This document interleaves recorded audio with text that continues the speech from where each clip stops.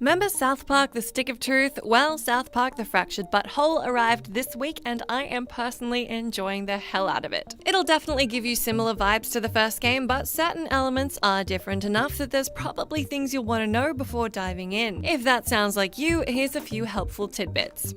Your class isn't permanent. You can change classes whenever you want by sitting across from Cartman in the Coon Lair, and there's no penalty for changing as many times as you want. You'll always get rebooted into your backstory stage, which works as a tutorial for each class. So if you want to see how all the different abilities play, this is a good way to do it.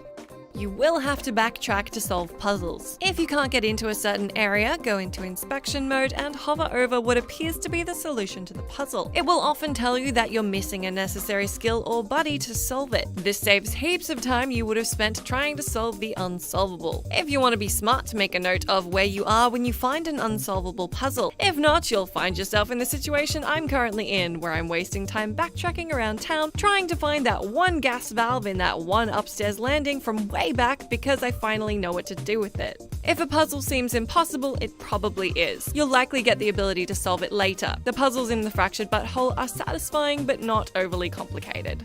Equip your best items and get crafty. Remember to keep checking your inventory and crafting menu for new items and recipes. You could have picked up a recipe for a great artifact that you can craft immediately to boost your might level. When you pick up an item or hover over it in the crafting menu, there is a spot on the description to let you know whether the item is worse, comparable, or better than your currently equipped artifacts. You can make multiple versions of one artifact, so feel free to double up if one option is way better than all your others. Healing items are pretty simple to craft and invaluable in combat, so ensure you have tortillas on hand to make your Mexican food healing potions, and you'll never be short a burrito in battle. Basic crafting items are also easily available from almost every vendor and vending machine.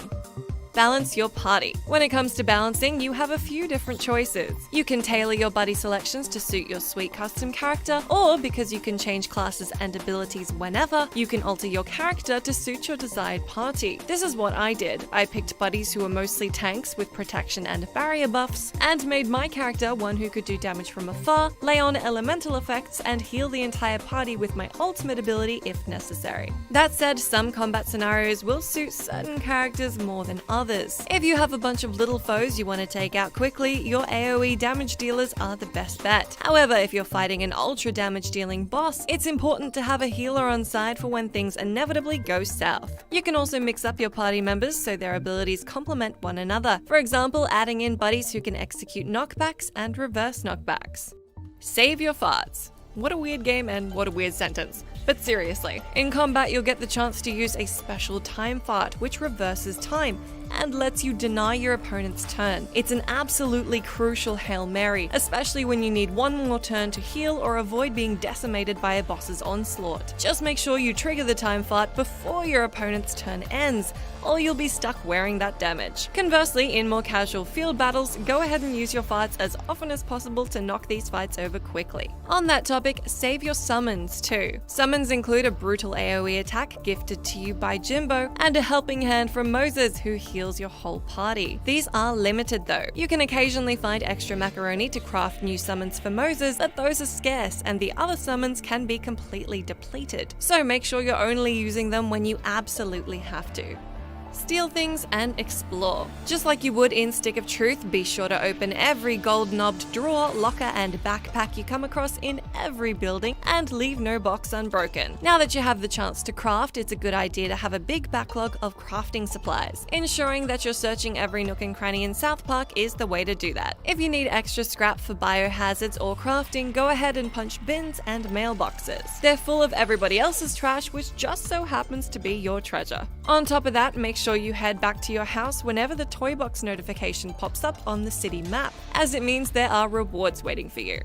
Navigating mission items. Don't buy mission items unless the game has told you there's no other option. I blew $20 buying a gin and tonic mission item immediately before picking one up on a table and another in a bag out the back of the Peppermint Hippo. simply because it was listed as a quest item. This might be more about my inadequacies than your tips, but it's better to know now than lose half your cash. Speaking of mission items, the game won't always hold your hand from objective to objective, particularly when it comes to side quests. If you're lost or not sure what you're supposed to do next, pay attention to the messages you receive in your Coonstagram feed. You can also find clues about what to do next by reading the descriptions associated with mission items you pick up. These won't necessarily be associated with quests you've already obtained, so sometimes you'll have to work it out yourself. For example, you might pick up a key that unlocks a garage that you previously couldn't access, and reading the description will tell you where to go. These are just a few of the things I've discovered, but let me know what useful things you figured out while playing The Fractured But Whole. Be sure to check out our review on site, and I will catch you next time.